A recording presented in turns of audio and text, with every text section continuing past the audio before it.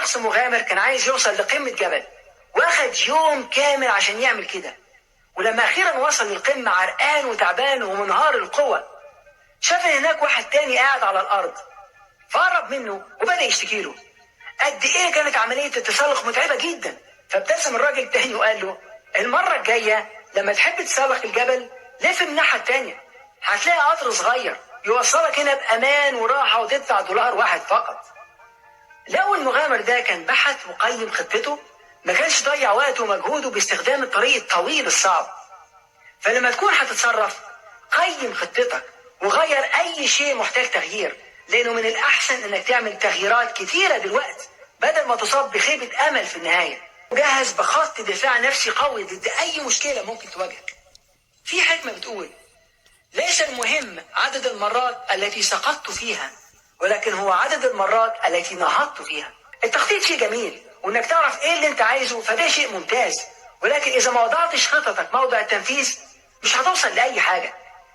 فعلا الاحلام ضرورية، لكن طريقة تطبيقها هي اللي هتحدد اذا كانت هتصبح حقيقة ولا لا. تأكد ان طريق النجاح والسعادة دايما مليان بالتحديات. والت ديزني مثلا كان ملتزم، وده سبب ان مدينة احلامه موجودة اليوم.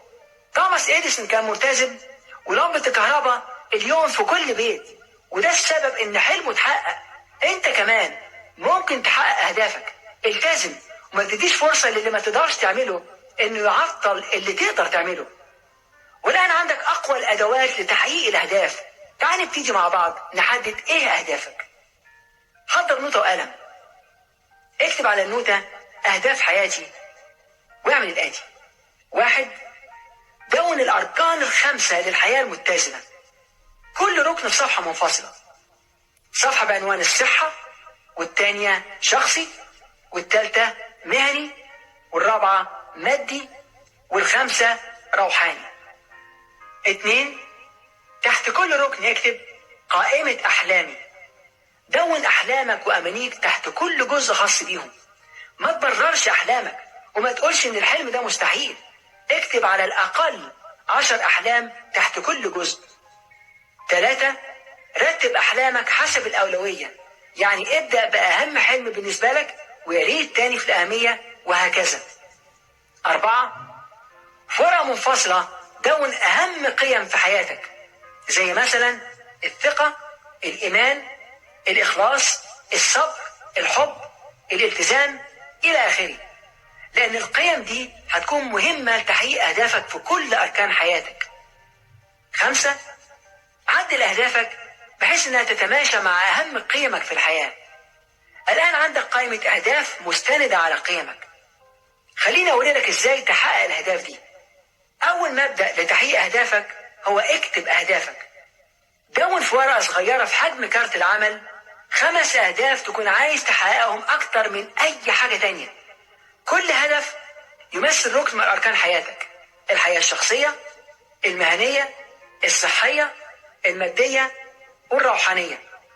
احفظ الورقة دي في محفظتك أو في جيبك، واقراها لما تقوم الصبح من النوم وفي الشغل وقبل ما تنام. تاني مبدأ لتحقيق أهدافك هو التخيل. تخيل أهدافك على الأقل 3 مرات في اليوم، الصبح وبعد الظهر وبالليل.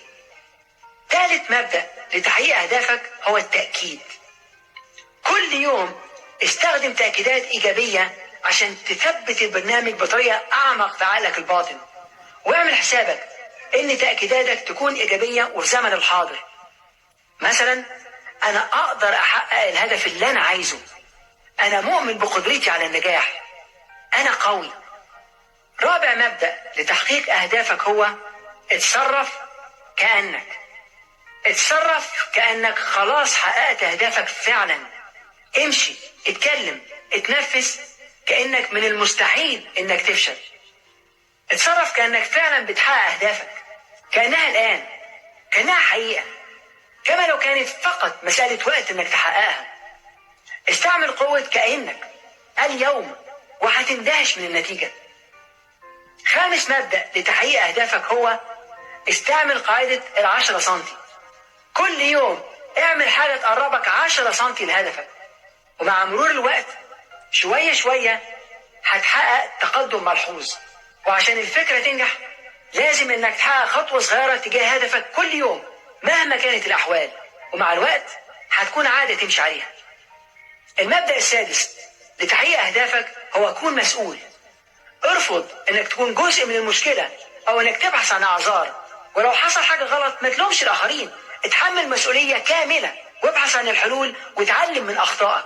لو انت لومت الاخرين مش هتقدر تستعمل امكانياتك الحقيقية، ولما بتمسك زمام الامور وبتتحمل مسؤولية كاملة هتكون عندك القدرة انك تجد حلول، وهتكون مبدع اكتر وهتكون ناجح اكتر من اي وقت قبل كده.